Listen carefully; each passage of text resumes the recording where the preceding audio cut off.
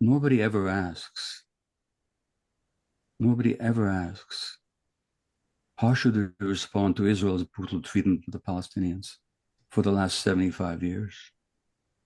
Nobody ever asks, how should Hamas respond to the IDF that has killed tens of thousands, thousands of Palestinians?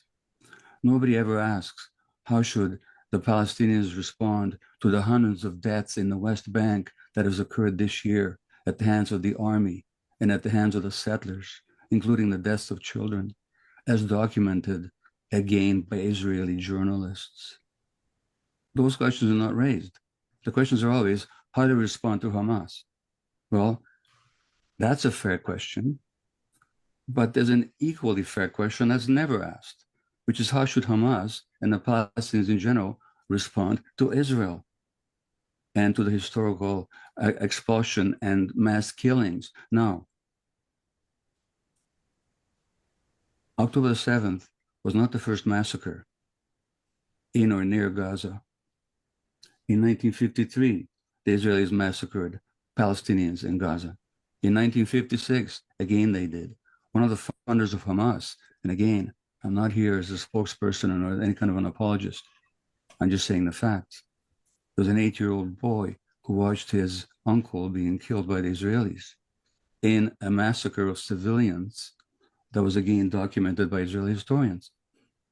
He then becomes the first leader of Hamas.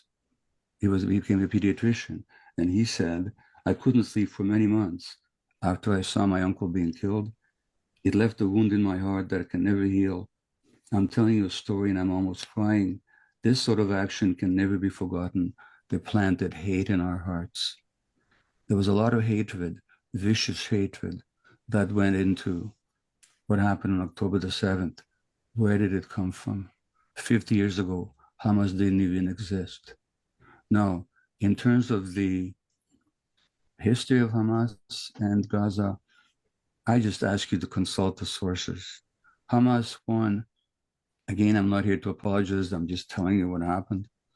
There was a free election held in Palestine, um, I think 2005 or 2003, which, according to international observers, including the Jimmy Carter Center, was the freest election ever held in any Arab country.